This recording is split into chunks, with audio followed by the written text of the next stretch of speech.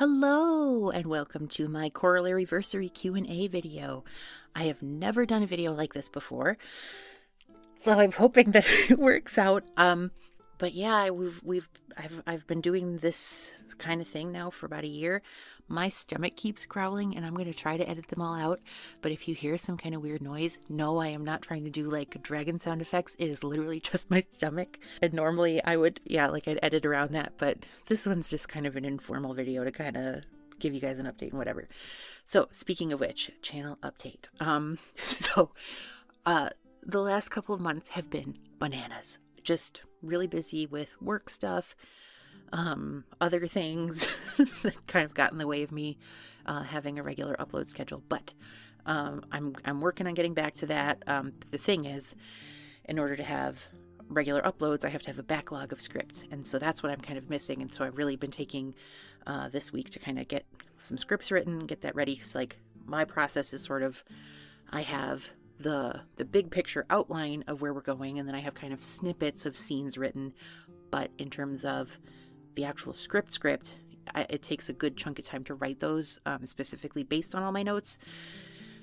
And it's just been a little rough lately, so we're working on it. But I should be back to my normal upload schedule, which is 1 to 2 like regular videos a week. And my usual upload days, if you didn't know, are Sundays and Wednesdays. Not always, but that's kind of what I aim for, just to keep myself organized. And yeah, so Ruby is going to have like a nice big season finale at the end of her first little arc here. That doesn't mean that the series is over. So we'll have more Ruby after season 1, but I wanted to have sort of a big finish then for Corollary. And so like, I know I know Ruby's the most popular, but Corollary is really my first series. It's the one near and dear to my heart, and it's the one that really had me wanting to tell a story.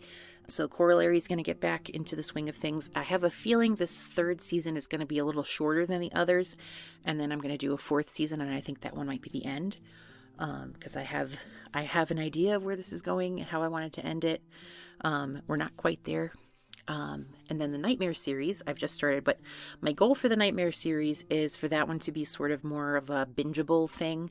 So it'll be about, I don't know, 8 to 10 episodes, and then that's it. That's the whole thing. And then I'm also working on like a channel trailer that is more reflective of the range of my content, because when I first put up a channel trailer, it was only for Corollary, and now I've done a couple more characters in that. So the idea is that it'll also kind of serve as like a reel. So that's my update. Now we're going to get into some lore Q&A questions. I put it out to anyone who wanted to send in some questions. So we'll do a couple like holy shit, that's hard to say. Okay, we're going to get into some lore reveal questions. And then I'll do some questions in character. Oh my god. And then at the end, I have a couple more just like general questions that people asked me. Okay, first up. Will we ever get a Ruby appearance reveal?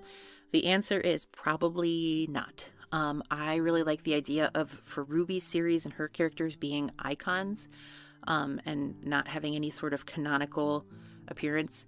That being said, like, I do have kind of an idea of what they look like in my head, but I really, at least for one of my series, I do like the idea of people being able to really imagine them however they want. I do really like the idea, and like, this doesn't mean that anything that you have like headcanoned or anything is wrong. I'm just saying like, this is what I like. This is the image I have in my head. It doesn't mean it's canonical. But I really like the idea of a Ruby with like gorgeous ebony skin when she's in her human form. Like ebony skin with piercing blue eyes. I don't know what color her hair is. Maybe it's like flaming red. I don't know. That doesn't sound very natural looking, and yet I don't care. So I think that's what we like. That's what I like. But I'm not going to commission it or anything like that. But if anyone ever does fan art, yes, please go ahead and tag me. I will reblog it. I will retweet it, whatever. Because I really like to promote that, because I think it's really cool that anybody's doing that with my stuff. But yeah. Okay. What is the blue flame in Ruby's eyes? Well, so my dragon lore is heavily influenced by The Flight of Dragons by Peter Dickinson, which is a book. And then there was a animated movie in probably the 80s that came out based on that. and I loved it when I was little. So, but the, like all dragons sort of have this, like, it's kind of like they have like a pilot light in their gut, in their, or in their chest or something like that. And so that's kind of what's going on. Like, that's how dragons have fires. There's always this like very tiny flame burning deep inside of them. And then within my universe, they do have to periodically let the heat out. And so like, that's how Ruby says to Treasure one time that, she lets the hot air out of her throat. And so her throat is a very nice, comfortable, cozy place to snuggle up. But the blue flame is essentially like a mirror image, because Ruby's a sorceress. She's not just any dragon. She's a very powerful sorceress. And she's able to sort of project that mirror image of her little pilot light into her eyes and into her gaze. And then she can use it in sort of a hypnotic, yondery way. So that's Ruby's blue flame. Skipping over to Corollary, somewhere in that first episode where we hear from the Eminence, like the full featured episode with the Eminence, when Carol wakes up, he refers to Carol killing 2 anima. When he says that, I'm trying to be careful because there's a reveal coming in one of the very next episodes, but I'm trying to answer this without answering it. When the Eminence refers to the 2 anima, he is talking about Zephin and Dinah. But just, I don't want anybody to be sad, so please notice that I answered that question very carefully. That is the answer to this question. I had to modify the question. So when he refers to Carol killing 2 anima, the 2 that he's talking about are Zephin and Dinah. Wink, wink. Okay. All right, moving on. We have another corollary question. Does Carol have siblings? Oh, these are kind of 3 questions. Okay, cool. So, does Carol have siblings? No, she's an only child. So that's an easy one. Carol really doesn't have a lot of family anywhere to speak of. And I gotta leave it there. What did she want to be when she was younger? Carol, I intentionally tried not to think about these too much. Like, I thought a little bit about my answers, but I tried not to overthink them. And so this is one of the ones that I was like, yeah, I'll get to that later. And now it's later. Carol really wanted to do something great. Like, she wanted to win a Nobel Prize or something like that because she solved some major world problem with her brain. So Carol is actually like a tech genius. She can hack into anything. She can build anything. She's very innovative. She sees things that other people don't see. And so she really looked up to. So, like, I'm going to say that she probably had like kind of a simping poster of Nikola Tesla on her bedroom wall when she was the girl. Yeah, that's that's who she looked up to. She's an innovator. She's a scientist. And you didn't ask me this, but I think this is interesting. So is Aspen. So they're very similar people when you look at certain things on paper. Okay, so now we're at the part of the video that I am most nervous about, but we're going to go ahead and do it anyway, because this is what the people asked for. Oh, here we go. Okay, so I'm going to jump between all the different character voices, and we're going to hope it turns out okay. Oh my God. But I'm really trying on this one to like not over edit. Like I said, I'm going to do kind of like a real thing, but this is more like a crazy madcap roller coaster of jumping from character to character. Good, but I'm good. I'm really okay. I'm just okay. I'm good. I'm like getting a running start. Question for Carol. Have you ever been to therapy, and would you presently consider it? My, what an impertinent question. Well, not that it's any of your business, but yes. All of us who attended the Institute were required to undergo extensive psychological testing. Now, you must be joking. I don't exist as far as anyone else is concerned. How on earth would I locate a therapist? Okay, so that's a sassy thing from Carol. Sorry. She's so mean.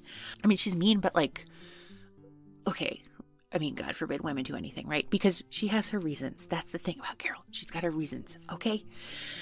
Randy, what is your favorite thing to bake with your cousin? My cousin? Which one? I have like 1,000 cousins. Oh, you mean the one who, okay, the one with the farm? Well, the only thing I've ever made with them was one time we made cornbread with the corn from their farm, and I gotta tell you, it really makes a difference because the quality of your ingredients, that makes everything. That's you gotta use good butter. That's what I've learned. But I'm no expert. I just do it for like a hobby, that's all. All right, and then the typical Randy answer, okay? Okay, and then this is a question for Aspen. You and Lori are literally so cute. And by the way, like most of these, I tried to copy them word for word. You and Lori are literally so cute. I can't get through with a straight face, I'm sorry. You and Lori are literally so cute. Do you have any pets or plan to adopt any pets?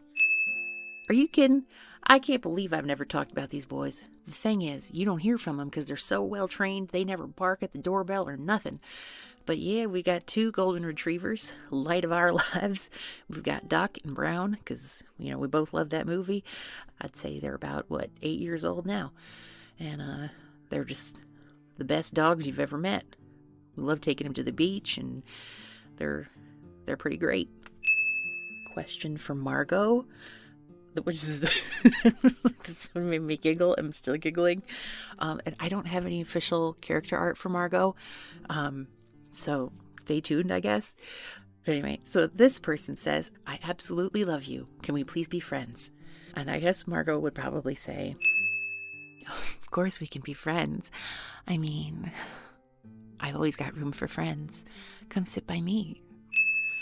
Is a thing that Margot would say. That Frenchie would never say that. Oh my God. I would just melt into the floor.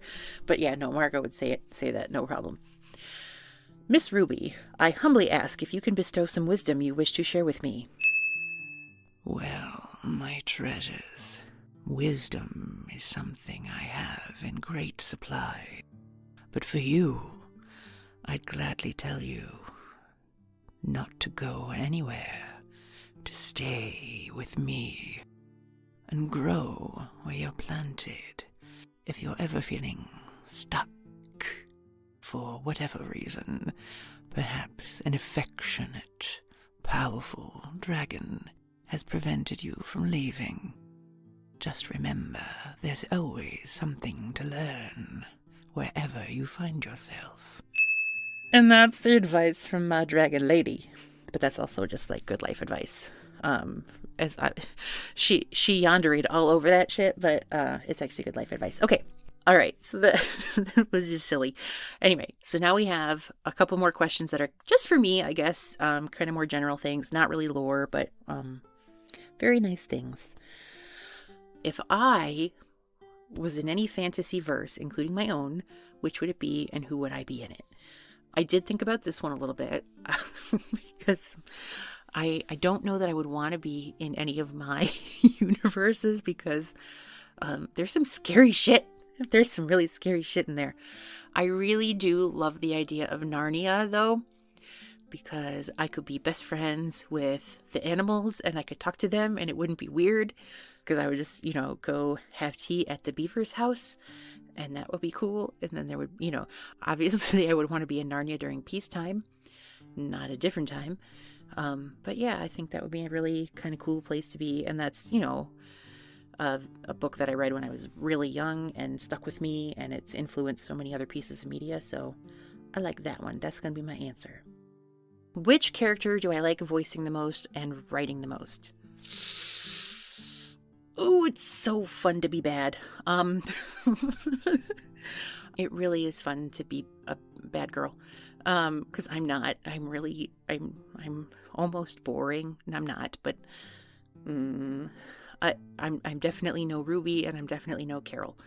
Voicing Carol and Ruby is actually physically difficult because they sit so low in my register, and I really have to focus on the mechanics of speech when I'm voicing them.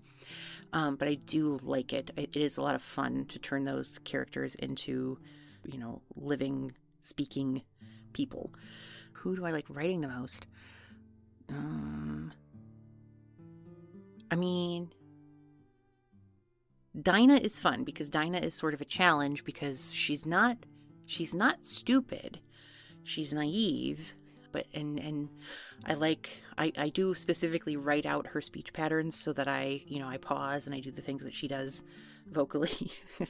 But Dinah is a lot of fun because I know it drives some of you crazy probably because she's always just about ready to give you all the information you want, but then she says, "Oh, I don't think I should." And then and that is not even a good Dinah voice. Damn, Frenchie, try better. Ooh. Anyway, I would say Dinah is definitely really fun to write. But I love them all.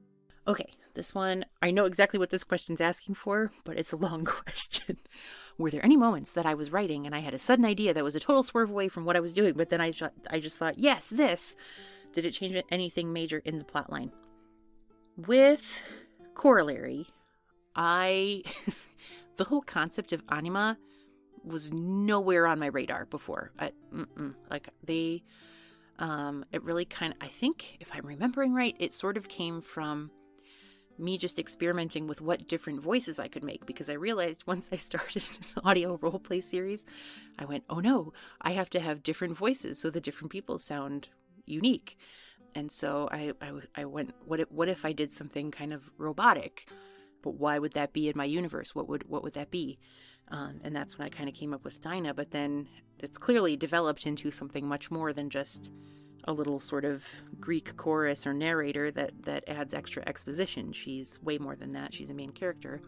And there are so many things that I can't say because they're just right on the horizon here that are about to be revealed that I can't tell you about Dinah. But yeah, the whole concept of anima was not originally part of the story. But it's very important now. This was such a sweet question. How do I write such compelling characters? And I left it as it was stated, so Miss Ma'am. I think the main thing is I just really try to make sure that they are multi-dimensional. Like they're layered. They have wants and needs of their own. And I was just telling a good friend of mine about this, good friend of the channel, Pencil Kid. I had found this video a while back when I started about, how do you develop your characters? How do you make characters interesting and multidimensional?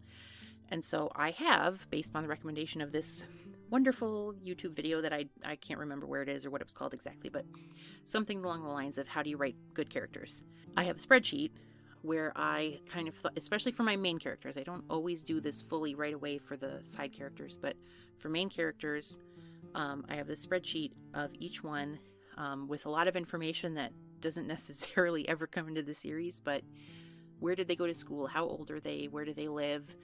What are their major strengths and weaknesses? Who's in their family? What is their relationship with their family like? What's their romantic status? I even have things like I had to, keep track of things too, like as I come up with stuff in the scripts. So like for Randy, I did a little promo thing once where I was like, I made it as if it were her posting something on Instagram, and I'm like, oh shit, I need to know her handle. Like, what's her Instagram handle? And I came up with it. So I have things like that in there. So that's how I develop my characters, is I fill in the chart. I would say the other thing with my writing process, and other people might do it the same. I'm not saying that this is the right way to do it or the best way to do it or whatever, but I do a lot of ad-libbing. Because it's an audio medium, because it's really destined for acting, and that's how I get a lot of my writing done, is because I don't have a lot of time to sit down and work at my computer personally and do personal things.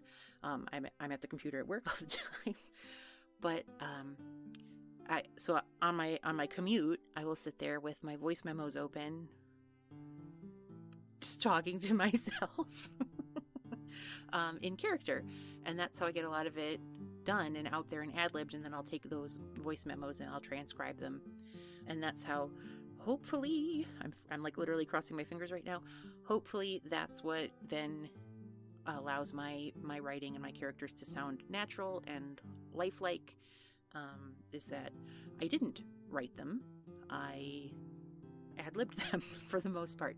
So I have an outline, I have an idea of where things are going, but ultimately the actual scenes, I kind of have to act them out as I'm writing. And hopefully that's why you're all here listening to this, is because something stuck with you. So I really just want to thank everybody for listening. Oh my gosh, if you made it to the end of this boring video, you're still here. You're definitely one of the loyal fans out there, so thank you so much. For me, this is never something that I want to turn from a hobby into a moneymaker, but if you do ever want to support me or my work, just, like, comment, subscribe, all that stuff. But then also, go out and do something nice for somebody or give some money to a charity. Like, that's what I really want people to do if they're up on my channel, is like, go, like, I'm good. Like, I'm all set, but go help somebody who isn't all set. That's what I would like to see. So if you're feeling grateful, I mean, it's November, it's, here we're in my part of the world, it's Thanksgiving's around the corner. So if you're grateful for my stuff existing, then you go out and make some of your own, or go be generous with people who need it. And I'm talking too much, but I guess that's why you listen, right? I guess you like what I say. So I don't know why I should feel guilty about talking too much. Anyway, I'm just going to end it right there. Bye.